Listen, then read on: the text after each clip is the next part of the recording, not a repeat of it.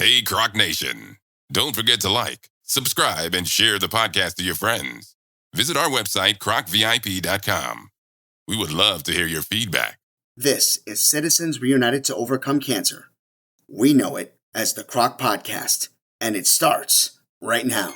10, 9, 8, 7, 6, 5, 4, 3, 2, 1.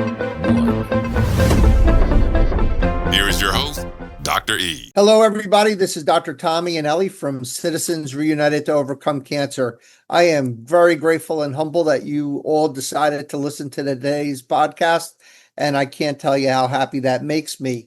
Here at Croc, what we try to do is we try to do two things. We try to make your survivorship an easier journey by giving you information and advocating for you, but we also are here to help all of our practitioners that are taking care of our courageous survivor thrivers as well, up their game and their level of performance.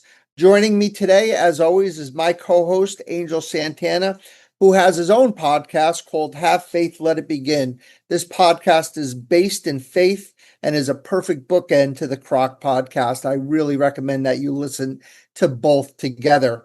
Angel, welcome. I'm so excited about today's podcast. I am too, and mainly because of your background. It reminds me, and I'm talking about your actual virtual background here. It's the real background of your office, but it brings me back to the first season when we were recording together in that room. But nothing greater and nothing more exciting than coming together.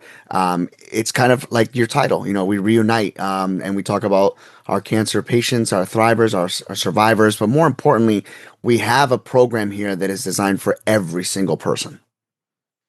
Angel, tell everybody how they can get onto our website. I'm so glad you brought that up. The Croc Podcast is available to each and every single person. We have social media now really linked up where it's very easy to get a hold of us. So if you haven't had a chance, what I suggest you do is you go to Croc VIP. You can do it that way. And that's one of our best and only ways you can get around to us. You can email us exactly. Also, it's podcast@crocvip.com. We're also available on Twitter. We have a TikTok account, YouTube account. And if you have any questions, all you have to do is talk to us on social media. You're not going to get a third person. You're going to get either Dr. E or me. Awesome, Angel. So without further ado, let's move forward. And we're going to be talking today about a paradox, probably a very scary subject. And I'm hoping that by the time this podcast is ended, you will not be as frightened. I get many questions asked of me. And of course, you would imagine many of the questions are repetitive. And if I were to pick a top 10 question, this would certainly be in the top 10. And that would be, hey, doc, you're doing all this stuff, to cure my cancer, but is it going to cause a second cancer with all these toxic chemicals you're giving me and these toxic x-rays? What's the story? What's the deal with these secondary cancers? And today's podcast is inspired by two young ladies that I saw a few weeks ago that actually had a non-malignant entity called a keloid. So a keloid is a hypertrophic scar. Certain cultures, certain what would you say? Certain groups, ethnic groups have more chance or opportunity to cause these hypertrophic scars, especially after a piercing or after surgery or after trauma. And these are generally people that are very young in their 20s that come and get the scar taken off and they get radiation therapy afterwards. And they ask me, what are the side effects? And I say, well, to be honest with you, maybe a little skin reaction, and that's about it. And then my conscience kicks in and says, you forgot to tell them about the chances of getting a second cancer, because these young people are going to be alive for 50, 60, 70 years. And of course, radiation and chemotherapy do cause second cancers. So it creates this paradox. And when I think of these young 20 and 30-year-old kids, of course, we think of our own children and how we would manage treating them for these types of entities and what the risks are and whether or not the risks are worth taking. And, thinking about this for a couple of weeks, Angel and I have had some technical issues over the last week or so, so this is being aired a little later than we would have liked. But having the time to think and ruminate and just to kind of just spend time just having this permeate my brain, I noticed something that was really very disheartening for our survivor thrivers. So if cancer wasn't hard enough, right? There's the fear factor, the lethality, of getting cancer, the fear of death, the reality of death, the general way that cancer behaves, which is your body basically, gives up the ship and is almost terrorized and taken over, run over by this cancer, and the cancer could spread from place to place with metastasis. And then you give these patients your best shot with the surgery and the radiation and the chemotherapy, and that causes this new normal to be completely abnormal. And then you come to find out that the treatments that you just had to cure your cancer, your chemo and your radiation specifically, could also put you at higher risk for a second cancer. So when that question comes up in the clinic, Angel, I say to myself, I would, because all the patients want is a number. They're asking a simple question. Hey, doc, are your treatments going to cause a second cancer? And I wish I could just say it increases your risks to 1 in 10, 1 in 100, 1 in 10,000, 1 in 100,000, 1 in a million. And I think to myself, boy, I wish I can say that, but sadly I can't because it's much more complicated than just a number. And I also want to let you know that it is not a little thing. Secondary cancers constitute 15 to 20% of all cancer diagnoses in the cancer registry. So, in simpler terms, 1 out of 6 cancer survivor thrivers, and I'm not talking about recurrences or metastasis. I'm talking about a secondary cancer will be affected. Now, let's go to the actual definition between a secondary cancer and a second cancer. Now, they seem like they're the same thing, but they're absolutely not. So, a second cancer is just a person who has cancer, gets cured of their cancer, gets a separate cancer in a different spot that has nothing to do with their treatment. So this is just the risk of getting a second cancer. But then this is one of my favorite words in the dictionary. It's called iatrogenic. That means that there's also secondary cancers that are directly related to the treatments you receive. So they're iatrogenic cancers and they're directly due to radiation therapy and chemotherapy. So sadly, everybody, the answer is anything but easy. But take heart, by the end of this podcast, hopefully in less than 20 minutes, you will know all the nuances and risks that may not exactly answer your question, but certainly will make you more knowledgeable and knowledgeable enough to advocate for yourself and knowledgeable enough to be able to sleep soundly at night. So, of course, when we talk about secondary cancers or second cancers, we always start with our pediatric survivor thrivers. We do this because we have most of our data regarding second cancers / secondary cancers are done on kids. The other thing is kids are being cured at a very high rate right now, greater than 80% 5-year cure rates for our kids with cancer. So as a result, these kids are living longer and living longer to see these second / secondary cancers.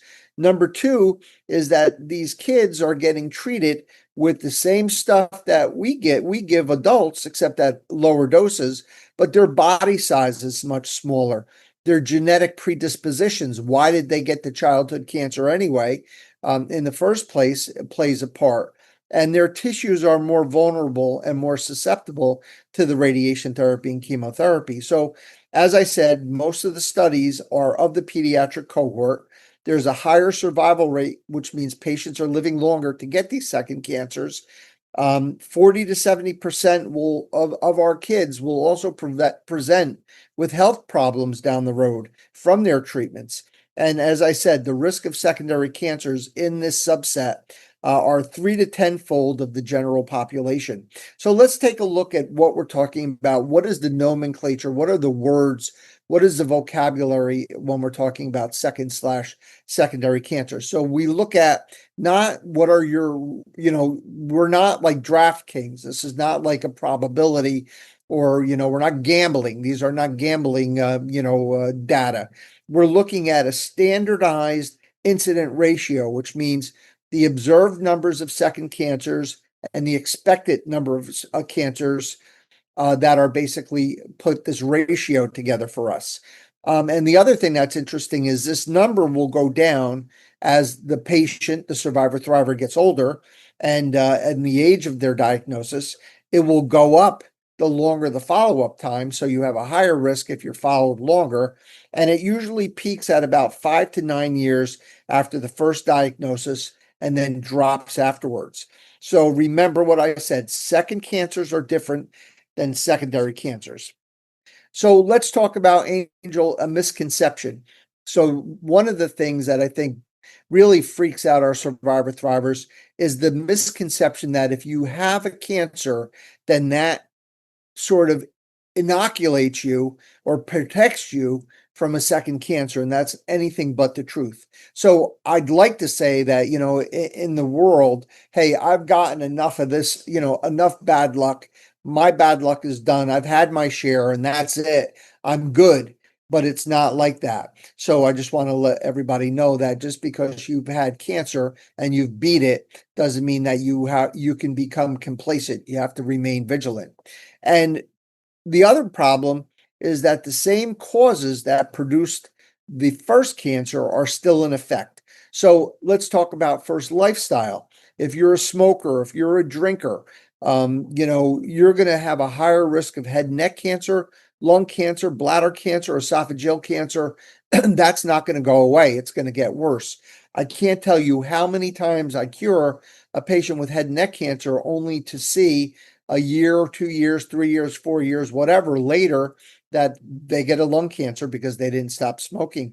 Also, we're all continuously exposed to the same environmental hazards. So whatever caused that first breast cancer, as long as you don't sell your house and go live in, Shangri-La somewhere in, Indonesia, your chances of getting a secondary cancer could be related to your environment. Also, genetic predispositions. So that you've heard of the BRCA genes in our breast cancer patients, Lynch syndrome, and so many other syndromes that I couldn't even pronounce, also put you higher risk for a second cancer. And some of our cancer survivor thrivers are also immunosuppressed, either immunosuppressed from all the treatments they've gotten, immunosuppressed, low blood counts because of the chemo radiation that makes them at higher risk as well. So what are the risks now? We're going to talk specifically now, not about second cancers, which are not related to your treatments, but secondary cancers, which are iatrogenic, again, that fancy word, are caused from our chemo and radiation. So chemotherapy agents are kind of linked together or put together in different subsets. So you have the alkylating agents. These are the agents that bind up the DNA and kill the cancer cells. You have the topoisomerases, which kind of mess up with the mitoses and all of those spindles and things that help our cells divide. And of course, that makes you at higher risk for mostly blood cancers, leukemias, and lymphomas and things like that. Now, with radiation therapy, we knew from 1890s that this was, pretty toxic stuff. Because shortly after using radiation therapy, after the discovery of X-rays, people were starting to get skin cancers and other things. Our own, I would say the mother of radiation, Madame Curie, one of the early pioneers, ended up dying of leukemia. So, most of the fact that we saw this cause and effect between radiation and secondary cancers came out very, very early. We saw this. So a lot of times patients will ask if there's secondary cancer with radiation or if they're related. So if a person had a breast cancer and then gets cancer of the big toe, they're not related because of and gets cancer of the big toe within a year of the breast cancer. then radiation therapy is not the culprit, because you need time, usually, many, many years after radiation, and you need the secondary tumor, which is usually, a sarcoma, to be in the area of the radiation portal. There was a large study. Oh, just quickly, I met a patient, this week for cancer, for a consultation, and her mom was treated by me in the 1990s, and she got a sarcoma in the radiation field. So just to kind of show you that it does happen. But the study by Bennington and Gonzalez, these are 650,000 patients with a 12-year follow-up. So this is a real study, real data with lots of numbers and lots of follow-up. They came to the conclusion that because of chemotherapy radiation, that increases your chances of a second cancer in excess of 5 per 1,000. So that's about as close to as an answer as I can give to the patients based on a really good study.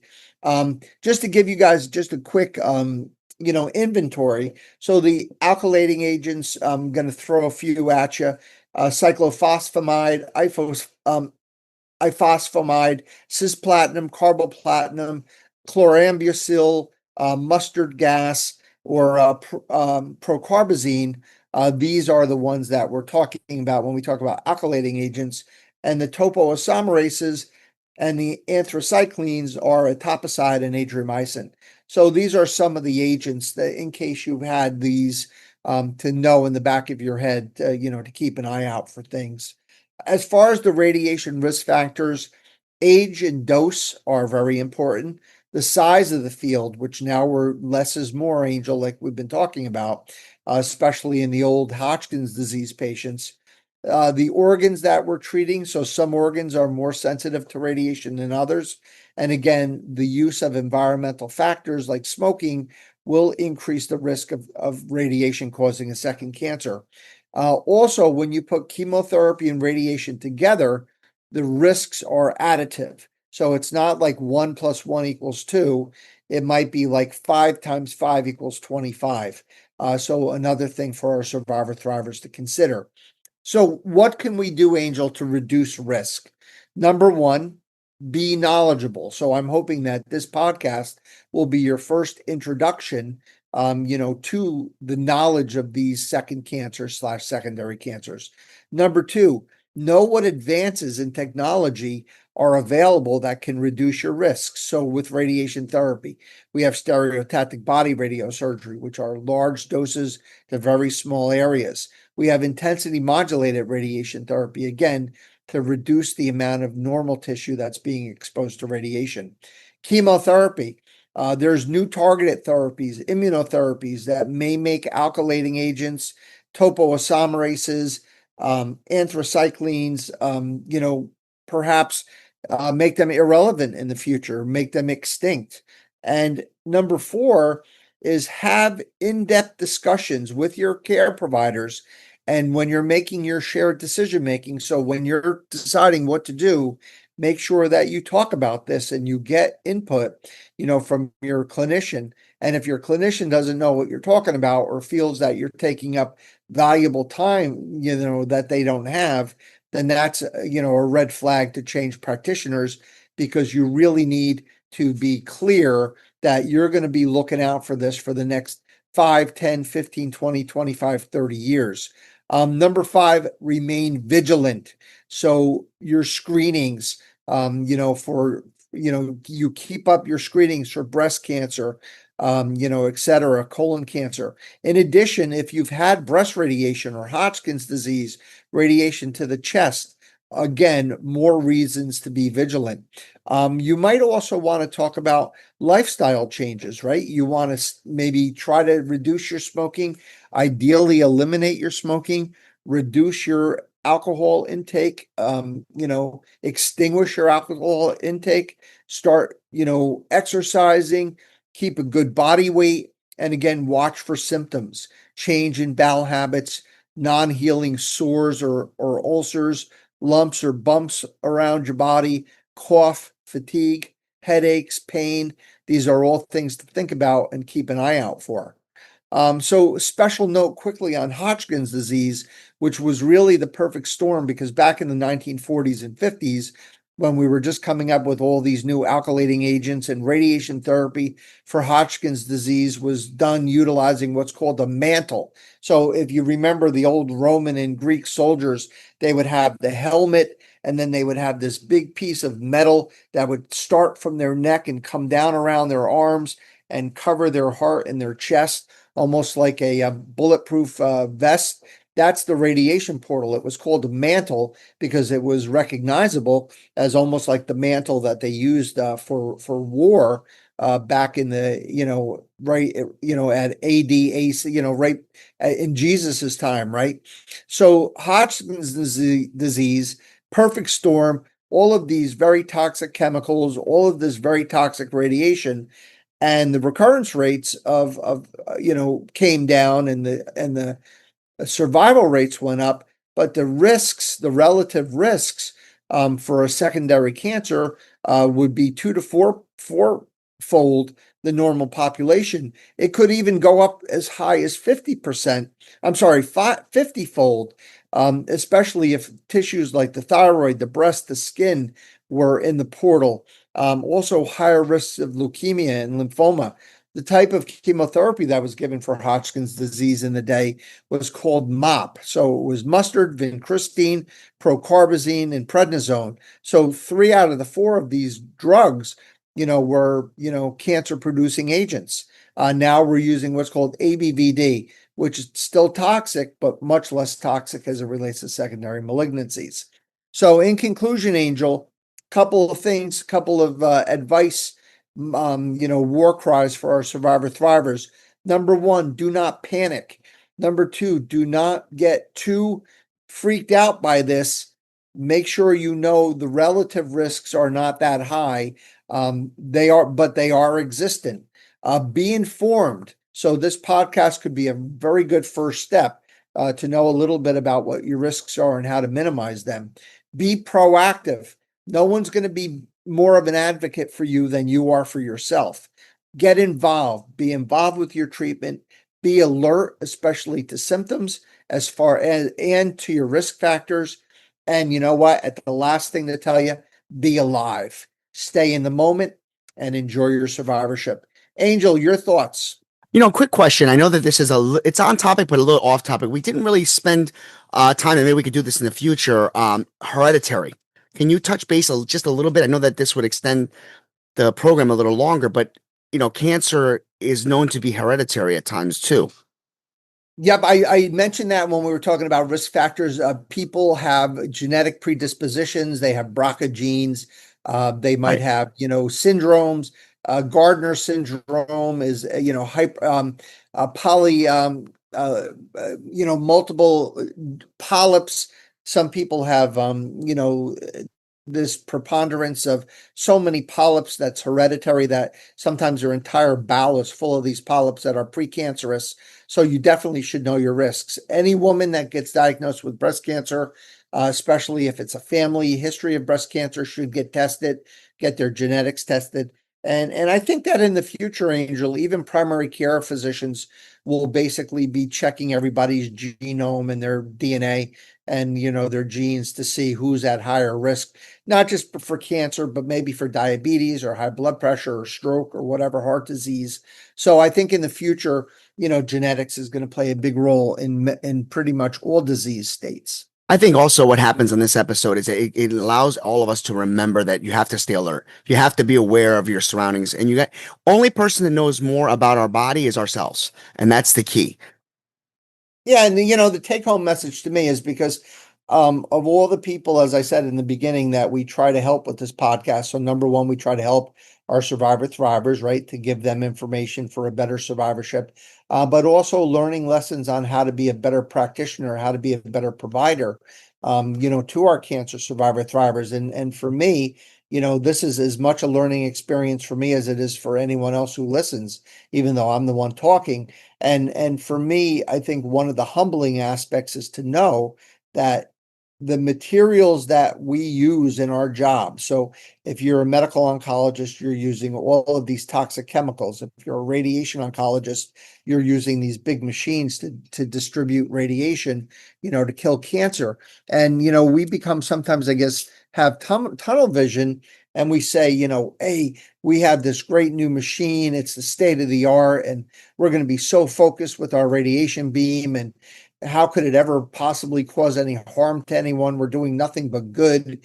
We're curing people of their cancer, when, we see the fact that not only do we hurt people with our modalities, even if we do everything right, sometimes we can really hurt them with these secondary cancers. So it is very humbling. And the other thing is, it also should make you more patient when you do speak to a survivor thriver, because we're usually so busy, and if someone crams our time with a question, especially a question about, hey doc, what's the chances of getting a second cancer? And I actually get this a lot with my iodine patients, so patients with thyroid cancer that I give radioactive iodine to.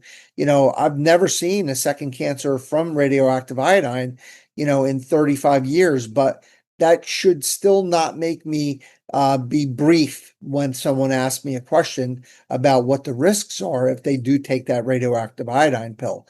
I should be really knowledgeable about the fact that this is very serious stuff, and and it's a very, very high responsibility job, to be a provider, when you have the keys to the Lamborghini, of these toxic automobiles. You really have to be very humble, and you have to be very wary. So I'm going to finish up today's podcast with our beautiful croc invocation, or I call it a blessing.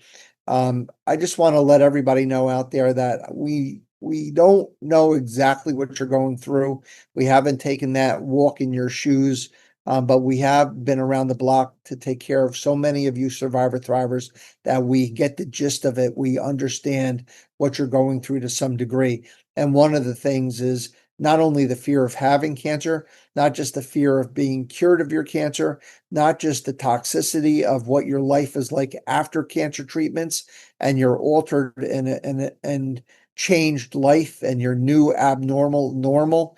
Besides all that, the risk of always having to think about not only the cancer coming back or the cancer going to a new site, but also a second cancer that may pop its head up to mess up your life even further. So in that regard, do the things we just mentioned, and you have a higher chance of getting through to the other side. And wishing you, as always, nothing but the best and the greatest journey and the greatest survivorship, and wishing you a long, healthy, happy, and cancer-free life. God bless you. God be with you. Peace. Hey, Croc Nation, thank you so much for listening to our show. We're going to be back in 2 weeks with another new episode. In the meantime, don't forget, we will continue to run reruns, giving you an opportunity to look back when we first started in our first season. Also remind you that we are available on every single podcast platform. And you know what really helps? If you liked and share our podcast with your friends, because we would love to hear that feedback. Thank you.